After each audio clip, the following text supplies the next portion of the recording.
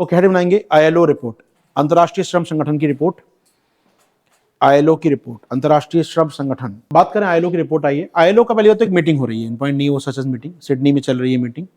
Meeting क्या है, जो हमारे मजदूर होते हैं, मजदूर भाई, वो जो जहां वो काम करते हैं उस कार्यस्थल की सुरक्षा, ऑक्यूपेशनल सेफ्टी इसको बोलते हैं भाषा में, कार्यस्थल पर सुरक्षित रहें, फैक्ट्री में मशीन अच्छी बनी रहें, वहां पर फायर ब्रिगेड के अच्छे उपकरण हो, मजदूरों को दुर्घटना होने पर उनका जीवन बचाया जा सके, कुल मिला के कार्यस्थल की सेफ्टी एंड सिक्योरिटी की बात। तो उसको लेकर एक मीटिंग हो रही है आईएलओ की, और आईएलओ का मानना यहाँ पर रिपोर्ट में ये है, डेटा आपके सामने है, कि यहाँ पर बहुत ज़्यादा मृत्यु हो रही है, लोगों की डेथ हो रही है यहाँ पर। कहीं ना कहीं जो डेटा हमारे पास है वो ये है आईएलओ का, मैं चाहूँगा सुन लीजिए डेटा क्या है। डेटा ये है, ओके, डेटा ये है कि लगभग 63% जो मौतें हो रही हैं, लगभग 30 लाख वर्कर हर साल मौत हो जाती है ड्यू टू वर्क सेफ्टी ना होने के कारण। तो हर साल 30 लाख मजदूर मारे जाते हैं कार्यस्थल पर सुरक्षा ना होने के चलते, कार्यस्थल से जुड़ी समस्याओं के कारण। अब वहां पर बीमारी लग गई, बाद में मर गया मजदूर जाके, वो उसको वहां पर सिलिकोसिस हो गया, वहां पर कुछ और केमिकल आ गया उसकी बॉडी में, उससे मर गया व्यक्ति वो। तो 30 लाख मजदूर मारे जाते हैं हर साल कार्यस्थल पर सुरक्षा ना होने के कारण। ठीक बात है। अब यहाँ कहना है कि इसमें 2/3 मौतें जो होती हैं वो एशिया पैसिफिक में होती हैं, यानी एशिया प्रशांत क्षेत्र में होती हैं। तो यानी अधिकतर मौतें कहाँ हो रही हैं, एशिया महासागर में हो रही है, एशिया द्वीप में हो रही हैं। इंपॉर्टेंट बात है, इंडिया में हो रही है, मानना है इनका। सबसे ज्यादा मौतें किस कारण होती हैं, डेटा आपके सामने है। लॉन्ग वर्किंग आवर्स, 55 से 60 घंटे मजदूर काम कर रहे हैं, इस कारण मौतों की संख्या ज्यादा है। ज्यादा घंटे काम करते हैं आप तो ज्यादा स्ट्रेस होता है, आपको मानसिक तनाव होता है, अवसाद होता है, और मौतों का ज्यादा कारण बनता है। तो लॉन्ग वर्किंग आवर्स लगभग 7.5-8 लाख मौतें इसके कारण हुई हैं। पीएम पार्टिकल गैस या वहां पर जो निकल रहे हैं प्रदूषण से, उसके कारण लगभग 4-4.5 लाख मौतें हो रही हैं। चोट लगती है मशीनों से कई बार, उसके साथ 3-3.5 लाख मौतें होती हैं। इन पर नहीं सब याद करें। कुल मिलाकर मौतों का बड़ा कारण क्या है, लॉन्ग वर्किंग आवर्स। और लॉन्ग वर्किंग आवर्स मतलब 55 घंटे से ज्यादा जो माना जाता है हमारे यहाँ।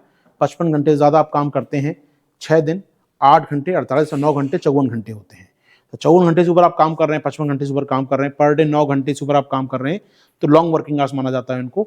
और इस केस में 9 घंटे में 1 घंटे का लंच ब्रेक मानते हैं वो, 8 घंटे प्लस 1, तो 9 घंटे की अवधि, 9 से 6 का टाइम मान लीजिए अगर आप, तो 9 घंटे की जो अवधि होती है उसमें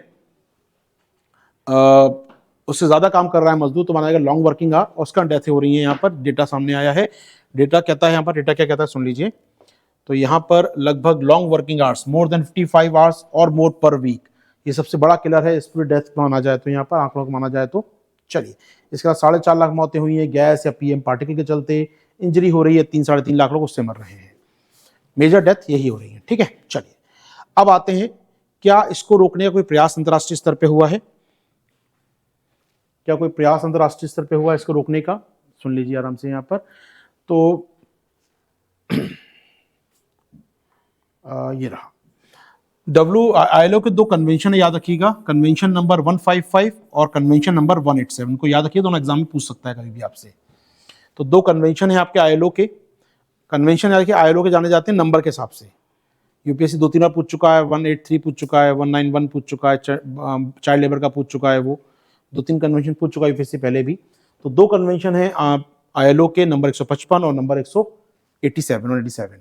ये दोनों जुड़े हैं किसके साथ? ये जुड़े हैं आपके ऑक्यूपेशनल सेफ्टी यानी कि व्यवसायिक सुरक्षा के साथ जुड़े हैं अपने आप में।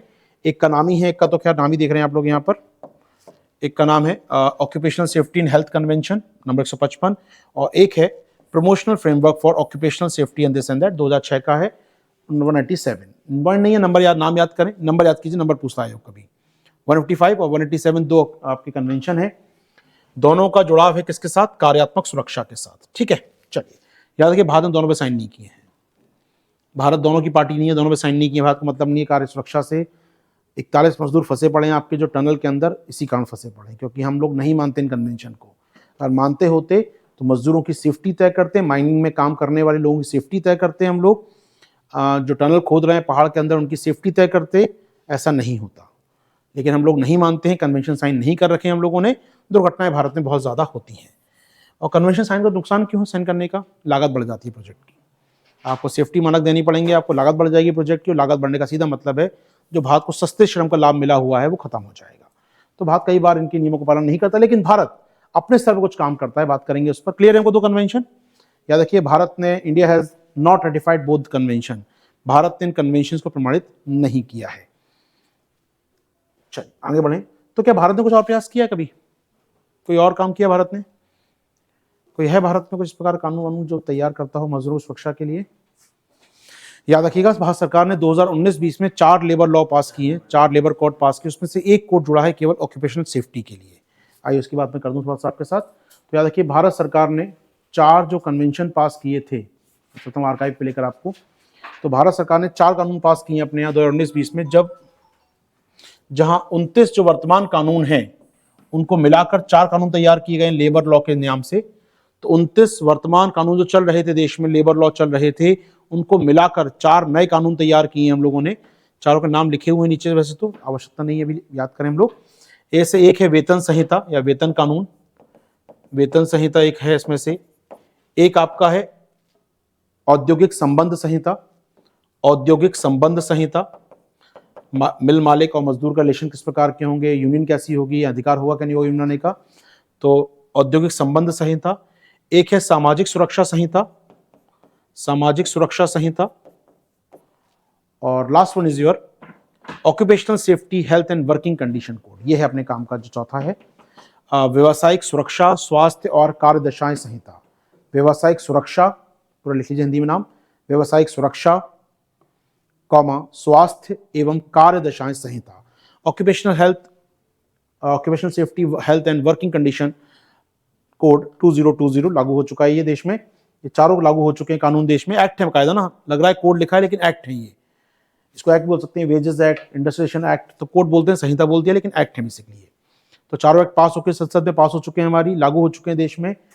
इसमें चौथा कानून जो है ये जुड़ा है ऑक्यूपेशनल हेल्थ से हमारा। अब इसके अंदर चलता हूँ एक बार लेकर आपको मैं, क्योंकि चर्चा न्यूज की हो रही है। ये 2020 का जो कानून है हमारा, इसको जब बनाया गया था तब देश में 13 कानून चल रहे थे वर्क सेफ्टी जुड़े हुए, हमारे 13 कानून चल रहे थे। तो 13 को मिलाकर हमने रिप्लेस किया था सिंगल कानून से। तो 13 कानून के नाम को याद होने की उम्मीद करता हूँ, एग्जाम पूछ सकता है, क्योंकि लेबर लॉ पर सवाल आता है, टफ आता है। अच्छा, लेबर किस सूची का विषय, राज्य सूची या समवर्ती सूची या संघ सूची, कुछ पूछ चुका यूपीएससी। ऑलरेडी क्वेश्चन आ चुका है, 3 स्टेटमेंट आए थे उसमें, समवर्ती सूची कॉन्करेंट लिस्ट का है।